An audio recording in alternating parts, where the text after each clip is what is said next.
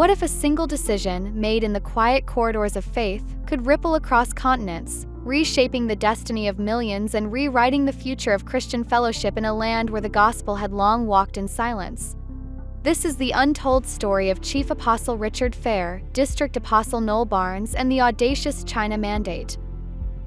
In the late 1990s, the world was rapidly changing. The Iron Curtain had fallen. China, enigmatic and immense, stood as a new frontier, an ancient civilization opening cautiously to the outside world. And at the helm of the new apostolic church stood Richard Fehr, a leader whose vision would soon stretch from the heart of Europe to the streets of Beijing. Fehr was no ordinary leader. Born in the Swiss village of Vlock in 1939, his own childhood was marked by hardship and compassion, a formative loss that would instill in him a boundless empathy. When he became chief apostle in 1988, the church was mostly European, counting around 5 million members. But Fehr's mantra was clear: if we want to preserve what we have, we will have to change many things. Over the next 17 years, membership doubled, reaching more than 10 million souls in 118 countries.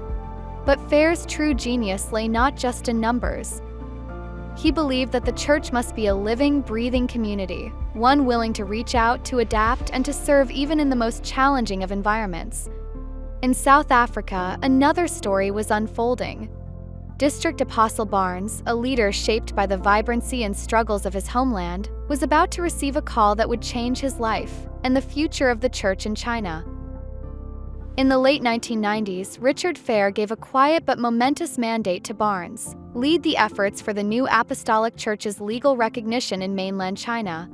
It was a daunting assignment. China, while opening to business, remained intensely guarded regarding faith.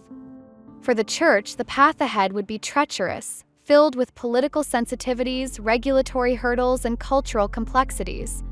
But for Fehr and Barnes, the mission was non-negotiable. Faith knows no borders. District Apostle Barnes did not hesitate.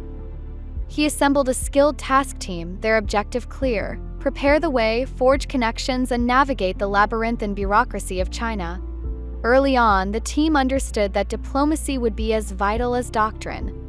They reached out to South African government officials, leveraging relationships and forging new ones, seeking not just permission but partnership. What emerged was a remarkable show of unity, a collaboration that stretched from Pretoria's parliament buildings to the embassies in Beijing. Joined by District Apostle Barnes, the team's first trip to China was a study in contrasts: ancient temples standing alongside modern skyscrapers, tradition and transformation in a single glance. Meetings with Chinese officials were respectful, cautious, and sometimes cryptic. Yet, a spirit of mutual curiosity prevailed.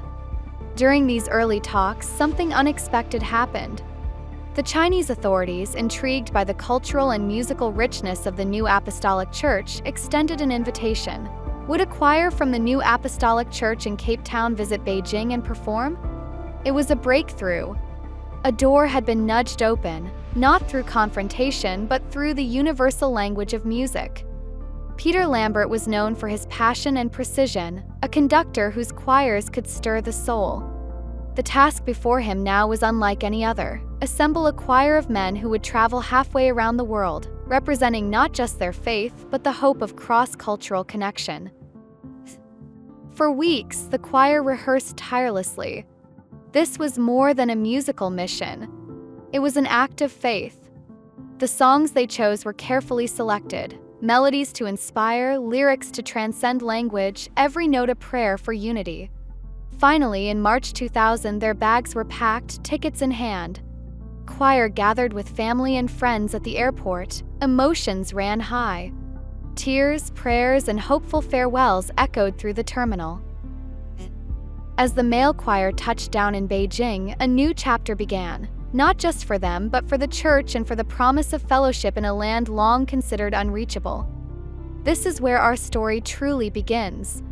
Through song, through service, through the courage of those willing to walk unfamiliar paths, Chief Apostle Richard Fehr's vision was becoming reality. But would the music of faith bridge the divide? And what awaited the choir in the heart of Beijing? Join us in the next episode as the choir's journey collides with history and the first notes of hope ring out in a city awakening to a new kind of fellowship.